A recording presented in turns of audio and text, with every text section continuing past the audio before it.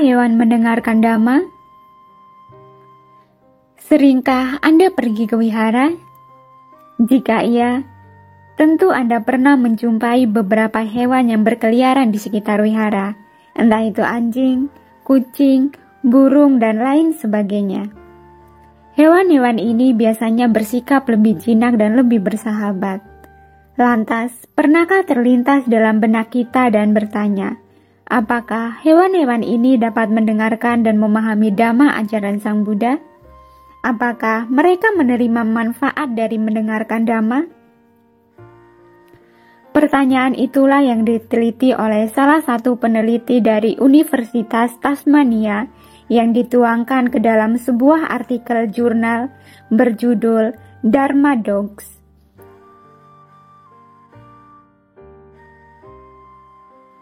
Di dalam paparannya, ia mengemukakan bahwa ide penelitiannya berasal dari sebuah kejadian di wihara Tisa Maharama yang terletak di distrik Hambantota di selatan Sri Lanka. Pada saat itu, dia menjumpai seekor anjing yang sering berkeliaran di area wihara. Anjing itu kemudian diusir oleh seorang pembantu wihara dengan menggunakan sebuah tongkat panjang. Melihat peristiwa itu, ia pun berusaha mencari jawaban dengan meneliti posisi para hewan di dalam ajaran Buddha.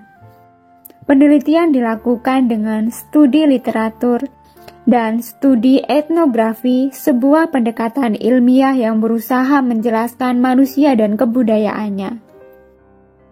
Sebagaimana yang pernah kita baca dalam naskah-naskah Buddhis, hewan memainkan peran cukup penting dalam kebudayaan dan literatur Buddhis. Beberapa bagian dari kitab Pali menyebutkan keberadaan hewan-hewan yang menghargai Buddha dan Dhamma.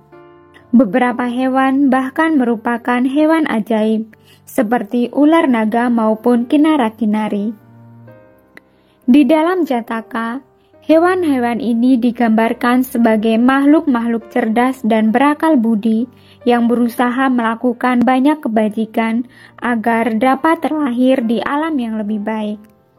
Lantas, apakah hewan-hewan dapat mengembangkan kualitas spiritual mereka dengan mendengarkan dhamma? Dapatkah mereka mencapai pencerahan?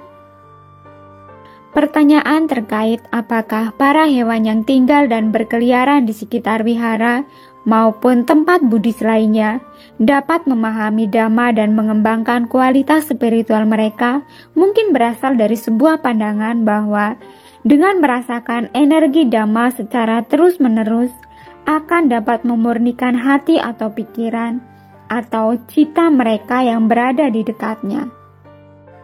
Wihara adalah tempat berdiamnya para biku dan tempat dilakukannya banyak perbuatan bajik seperti pembacaan sutta parita, ceramah dhamma, pelaksanaan winaya, dan lain sebagainya. Kitab Pali menyebutkan manfaat dari mendengarkan dhamma ajaran Sang Buddha, bahwa mendengarkan adalah sebuah kondisi untuk memahami ajaran Buddha. Mendengarkan dhamma dapat dilakukan secara aktif maupun pasif. Di sini ditekankan perbedaan antara mendengarkan dhamma dengan memahami dhamma. Sebuah permohonan dari Brahma Sahampati kepada Buddha sebagai berikut. Terdapat makhluk-makhluk dengan sedikit debu di mata mereka yang akan pergi menjauh karena mereka tidak mendengarkan dhamma. Sebagian dari mereka akan mampu memahami dhamma.